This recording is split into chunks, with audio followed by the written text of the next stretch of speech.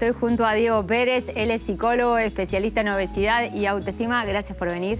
Gracias a vos. Habíamos hablado de que esta es un poco la semana que le íbamos a dedicar a una enfermedad tan importante como es la obesidad, que a nivel mundial ya prácticamente es una epidemia.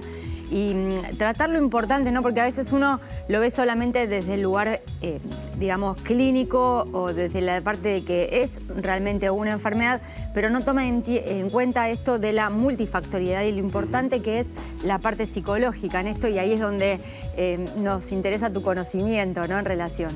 Sí, la parte de la salud mental es bastante importante. Tiene mucho que ver con un montón de factores que están dando vueltas con la historia propia de cada persona, más la historia social del lugar en el que vive. No es lo mismo una persona con un trastorno alimenticio del lado occidental del mundo que del otro lado, o en esta sociedad actual nuestra donde el consumismo se da por cualquier cosa, no solo por alimentos. Es muy bueno ese punto. ¿Por qué debería ser distinto una persona que tiene obesidad en el Oriente que en Occidente o en distintas partes del mundo? ¿En qué puede llegar a influir esto? Puede llegar a influir de varias maneras. La primera es el tipo de cultura que se profesa en cada lado. En Oriente tienen una cultura ancestral muy larga, con muchísimos tipos de alimentación muy diferentes de las que tenemos nosotros. Comen de una manera distinta, por más que los alimentos pudieran ser más o menos los mismos. Y de este lado del mundo se da de otra manera el modo de comer, con otra forma de difundir la comida, otra forma de querer decir se come de esta manera y no de ninguna otra, como acá con el etiquetado con los alimentos. Si bien eso no es una cosa que sea totalmente abarcativa, de todas maneras ayuda un poquito a que la forma de comer sea de un modo distinto. Perfecto. La primera pregunta que me surge en relación a la obesidad y a la cuestión psicológica tiene que ver con que se sabe, porque cuando uno trata a una persona que tiene obesidad, enseguida lo hace desde la parte clínica y desde la parte psicológica. ¿Se sabe cuál es el desencadenante psicológico por el cual esa persona se dispara esta necesidad desenfrenada de comer? Sí, desencadenantes psicológicos pueden ser muchísimos. Más que un desencadenante, que los desencadenantes son muchos, yo lo pondría más bien en la edad de comienzo. Aproximadamente hacia las partes adolescentes, donde empieza una forma de comer muy particular por el modo de querer gustarle al otro, por el modo de encajar en un grupo social, por el modo en el que los demás los ven y el modo en el que ellos mismos se ven a través de los ojos de los demás. Sería más bien una época en la que nace, no tanto qué desencadenante único pudiera llegar a haber, que no lo hay. También se puede asociar a que la adolescencia de alguna manera es una época de crisis, de conflicto, de cambio, donde ese adolescente en realidad come no solamente porque tiene hambre, sino porque busca de alguna manera tapar otras cosas. ¿Es cuando se puede despertar algo? Exactamente, busca de alguna manera tapar otras cosas y en eso que está buscando tapar termina mostrando más de lo que sabe o supone que pudiera llegar a mostrar. Si bien hoy el tema es la obesidad y esta semana estamos tratando este tema, de alguna manera la bulimia, la anorexia, que son otro tipo de trastornos alimenticios, ¿serían como primos hermanos en relación a esta conducta con el alimento? Tienen la relación es siempre con el alimento, porque el alimento es lo que se supone el bien que hay que incorporar. Pero no es el problema el alimento. Claro. El alimento como tal es secundario. Es importante, pero es secundario. Secundario al problema central, que es la relación que esa persona va a consumir ese alimento, establece con el alimento mismo. El problema es la relación que se establece con, no el alimento en sí. ¿Y cómo se reeduca ese problema? Porque si vos me decís que se instala en un momento de la vida como puede ser la adolescencia, donde está instalado un momento de crisis, lo ideal es intervenir en ese momento, es que cuando la persona realmente está preparado para realizar un cambio lo haga. Sí, es multifactorial, con lo cual, primero esa persona tendría que poder reconocer que tiene o está padeciendo algún tipo de trastorno. En segundo lugar, el grupo social que lo rodea. La familia, los amigos, el colegio mismo, el modo de tratarse con los demás. En ese momento esa persona hace alguna consulta y ahí recién se puede intervenir. Empujar a esa persona diciéndole que tiene algún tipo de trastorno e intentando convencerla que ese trastorno es un problema el intentar establecer una relación de esa manera. Claro. Porque esa persona se termina cerrando más sobre ese mismo tipo de cuestión y esa cerrazón implica un momento, acá no va a entrar nadie, acá el único que tiene o la única que tiene injerencia sobre mi cuerpo soy yo. Claro. Claro, vos lo reconociste en el sentido de que es importante que el paciente reconozca en la obesidad un problema sobre todo de salud, que no estamos hablando acá de una cuestión estética, sino que impacta directamente también en a veces los resultados de laboratorio o incluso la movilidad. Claro. Sí, la parte clínica tiene mucho que ver, la parte de medicina tiene que estar presente ahí. Si fuese una cuestión integral, tendrían que intervenir nutricionistas, médicos, psicólogos, eventualmente psiquiatría, pero es un montón de gente que pudiera estar interviniendo con una persona que denuncie hacia sí misma un necesito ayuda en, por ejemplo, por trastornos de obesidad o de bulimia o de anorexia. Puede decirse, como decías antes, alguna cuestión de primos entre un trastorno y el otro. No son lo mismo, no necesariamente se pasa por lo mismo, si no es bulimia, anorexia, obesidad o cualquier orden que se le quiera dar, sino que algunas veces van juntos, otras veces van por separado. Perfecto. Y vos como psicólogo, cuando recibís un paciente que te pide ayuda en relación a que quiere modificar este hábito, porque yo no hablo de dietas, hablo de modificación de hábitos porque es lo que uno busca a lo largo de la vida, ¿no? De que esto sea algo consistente y no que sea un momento donde después hay rebotes y capaz que es peor.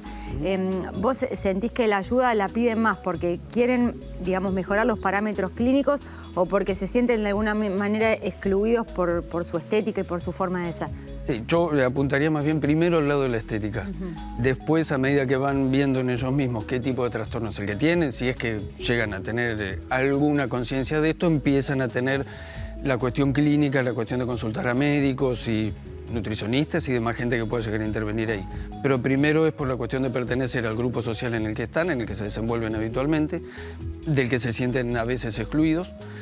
Y después está toda la cuestión propia cuando empiezan a reconocer el trastorno lo tengo yo, no tanto lo que me rodea como culpable de lo que a mí me pasa. Claro, empezar a tratar de reconocer cuál fue la causa que lo llevó a que el alimento no sea alimento solamente, sino que sea algo que tapa emociones, digamos. Que tapa emociones, que tapa sentimientos, que tapa esa relación que se puede tener tan especial con la comida, con el compartir con los demás, con poder estar en una mesa sentados todos juntos, con hacer cosas que lleven a que eso lleve a una situación placentera para la persona que ingiere ese alimento y para los que están alrededor.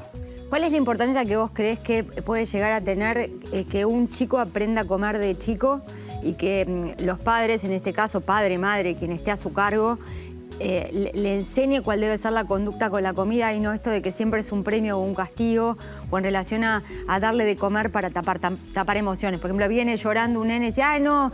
Que tomó un chocolate, o como en lugar de sentarte y escuchar, ¿no? Claro, la cuestión con la comida es muy particular. ¿Por qué antes decíamos que la comida no es el problema?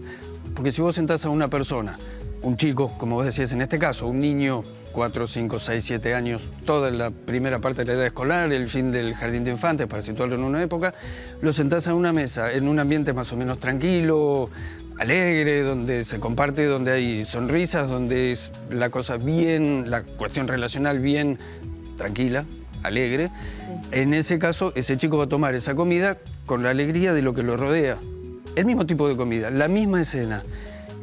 Y todos gritos alrededor, todo lío, todo pelea, toda una situación caótica, y esa misma comida, por más que sea la más deliciosa que se pueda llegar a preparar por el mejor de los chefs del mundo, no va a tener ningún sabor. Claro. Ningún sabor agradable.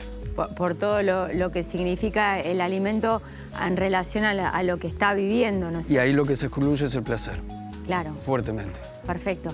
Es muy interesante esto de tratar de alguna manera de vincular la comida con las emociones, porque tiene un impacto directo y mi pregunta sería, así como a veces en la anorexia, la gente que la ha estudiado, la vincula con autoexigencia, con relación en comparativamente con parámetros de mujeres ideales, la obesidad está como de alguna manera relacionado con alguna característica en particular de la persona que empieza a tener deseo de comer de más. Sí, deseo de comer de más puede ser, pasa que en la anorexia no se come, claro, por periodos largos. Y en el momento en el que se come se calculan los pesos, las medidas, lo que se camina para hasta el gimnasio, para hacer la actividad que sea. Entonces todo tiene que estar medido, tiene que estar cuantificado, tiene que estar de una manera muy particular. En la parte de la obesidad, si lo querés de base, empieza a ser más o menos lo mismo, pero se desvía hacia el lado de poder comer donde se supone para tapar algo, emociones, sentimientos, placeres varios, pero se termina mostrando más de lo que se quiere ocultar que lo que realmente se oculta. Ah, perfecto. Porque uno a veces parecería como que de afuera lo ve como el que no come, es como que se limita, y el del otro lado, el que come de más, se descontrola, como si hubiera una falta de equilibrio en el sentir, ¿no? Como que uno se va de más y el otro en realidad vive permanentemente restringiendo lo que le está pasando. No sé si eso tiene algún significado bien. Y uno va por exceso, el otro por defecto. En la parte de la anorexia, como decías, viene toda la forma de perder la forma del cuerpo.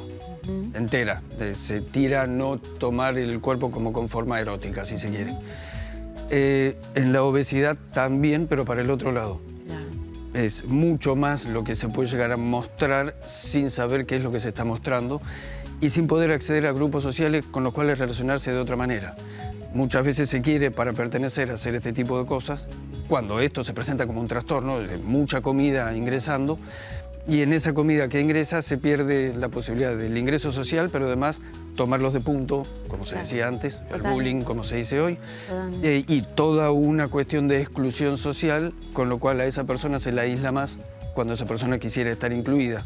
Cuando quieren empezar a desandar ese camino, no es que sea tarde, porque se lo empieza a desandar, pero es en la particularidad de cada persona que consulta, es ahí donde hay que intervenir, eso es un síntoma. Perfecto. Y si se acciona solamente sobre el síntoma, se está perdiendo de vista lo que lo sostiene.